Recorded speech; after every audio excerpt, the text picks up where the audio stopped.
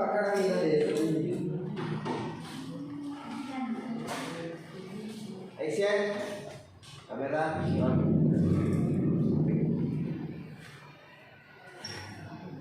Assalamualaikum warahmatullahi wabarakatuh. Waalaikumsalam warahmatullahi wabarakatuh. Bagaimana kabarnya semua? Baik. Oke, jadi kita mulai pembahasan pada hari ini. Alangkah baiknya kita berdoa untuk percaya kita masing-masing. Berdoa dimulai. Berdoa selesai. Sebelum kita masuk ke materi kita pada hari ini, sebagai pengantarnya, saya memberikan sedikit motivasi. Jadi tentu berbunyi jelas seperti vektor yang memiliki kekuatan untuk mengubah arahnya. Jadi kalian juga memiliki kekuatan untuk mengubah nasib kalian sendiri. Terus belajar dan berkembang, karena hanya dengan begitu kamu dapat mencapai cita-cita sebenarnya. Oke, jadi itu motivasi saya yang bisa berikan pada hari ini. Pertama-tama, apakah ada yang tahu perbedaan antara besaran skalar dan besaran vektor? Tidak ada? Tidak ada? Oke, baik. Kita masuk saja ke materinya. Jadi yang kita bahas pada hari ini itu yaitu konsep dan prinsip vektor. Nah, jadi kita mempelajari 3 bidang, yaitu besaran fisika, kemudian simbol vektor, dan terakhir ada penyebab vektor atau kita kenal sebagai urutan vektor. Nah, pertama itu besaran fisika. Besaran fisika dapat dikategorikan menjadi 2 secara umum, yaitu berdasarkan letaknya dan berdasarkan nilai dan arahnya. Jadi besaran fisika berdasarkan nilai dan arahnya terbagi menjadi 2, yaitu besaran skalar dan besaran vektor. Besaran skalar diartikan sebagai sebuah besaran yang hanya memiliki nilai saja. Jadi besaran skalar tidak memiliki arah, tidak memperhatikan arahnya. Kemudian besaran vektor. Besaran vektor adalah besaran yang memiliki nilai dan arah. Contohnya, besaran vektor adalah gaya dan tekanan. Nah, kemudian simbol vektor. Jadi simbol besaran vektor dapat dinyatakan dengan huruf cetak tunggal atau huruf cetak tipis yang diberi tanda panah di atasnya. Misalnya seperti ini dan ini. Jadi ada panah di atasnya dan ini tebal. Kemudian jika menyatakan besaran nilainya saja atau besaran skala, itu dengan arahnya disebutkan dengan huruf cetak tebal atau cetak tipis bertanda panah di atasnya yang diberi tanda garis. Cetak tipis bertanda panah di atasnya yang diberi garis besar atau huruf cetak tipis. Maaf tapi tidak tampilkan. Oh ya, sepertinya. Baik, selanjutnya sebuah vektor digambarkan sebagai sebuah ruas garis yang berarah memiliki panah yang mempunyai titik tangkap dan titik pangkal sebagai tempat permulaan vektor. Nah, panjang garis menunjukkan titik vektor dan arah panah menunjukkan arah vektor. Nah, gambar di samping menyatakan ada sebuah gaya S1 bernilai 10 Newton dengan arah 60 derajat dari barat ke utara dan gaya 20 Newton dengan arah ke timur. Nah, jadi ini adalah contoh simbol vektor dan tulisan nilai vektornya. Nah, kemudian kita masuk ke materi penjumlahan vektor. Nah, pada penjumlahan vektor itu kita bisa lihat bahwa penjumlahan besaran vektor dapat ditentukan dengan metode grafis dan analitis. Tapi pada pertemuan ini kita hanya akan membahas mengenai metode grafis atau cara grafis. Nah, cara grafis ini dibagi menjadi 2 metode, yaitu metode poligon dan metode jari kencang. Nah, untuk metode grafis sendiri itu digunakan untuk menentukan hasil penjumlahan vektor menggunakan metode grafis dibutuhkan alat, yaitu mistar dan busur derajat. Nah, bisa digunakan untuk mengukur panjang garis yang dari titik pangkal ke titik ujungnya. Kemudian busur derajat itu digunakan untuk mengukur sudut-sudutnya, sudut yang terbentuk. Nah, kemudian metode grafis itu ada metode poligon. Metode ini kan juga sebagai metode yang banyak maupun metode yang berpangkal. Nah, kemudian metode jari kencang. Metode ini dikenal juga sebagai metode pangkal. Nah, pertama kita akan membahas mengenai metode poligon. Nah, dengan mengukur panjang FR, kita lihat ada garis di sini sampai sini, panjang FR.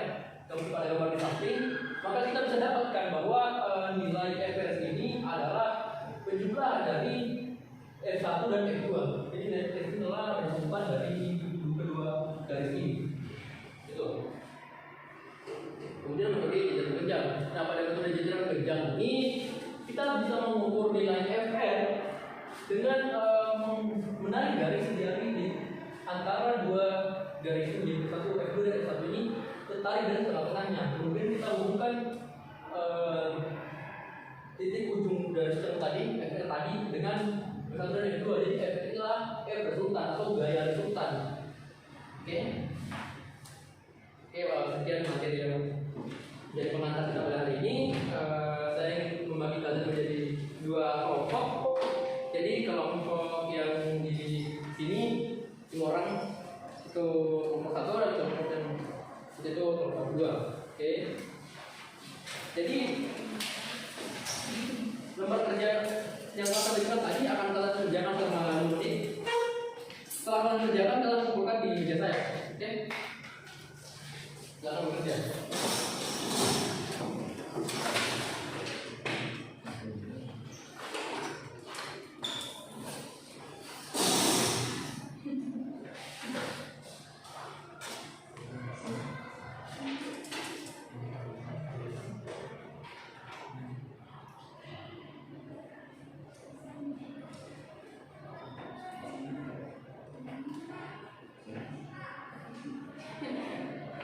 Baik, waktu hampir habis.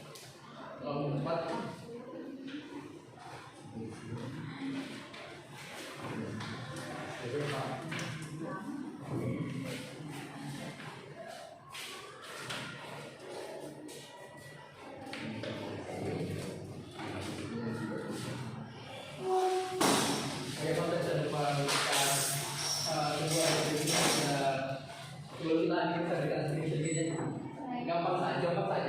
Gampang saja. Jadi keluarnya itu ini terbalik. Jadi mobil bergerak ke arah mana?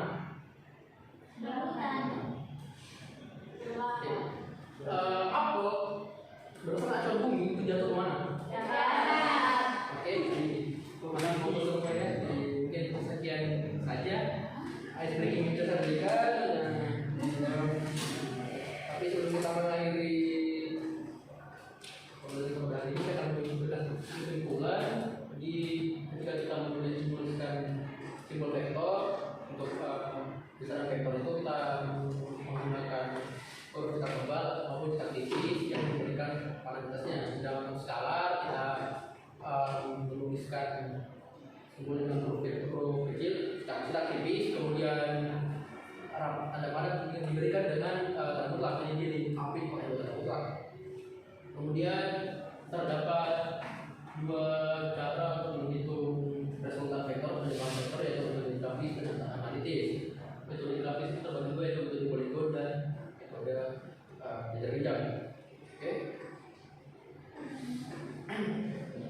Baik, saya ingin meminta kalian untuk mengisi lembar ini, lembar refleksi. Jadi penilaian pelajaran hari ini, waktu pengerjaannya itu selama 5 menit. Setelah dikerjakan, kumpulkan ke meja saya.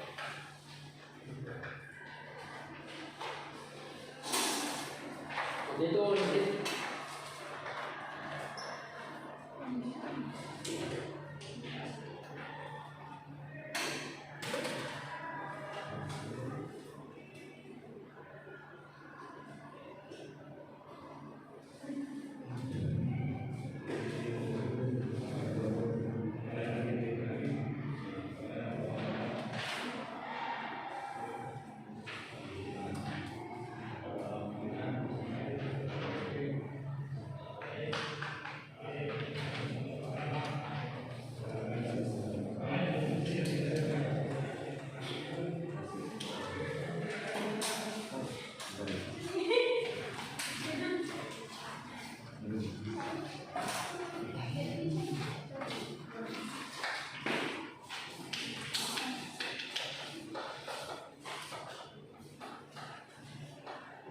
bagus semua, sudah semua. Oke, itu ini pada hari ini.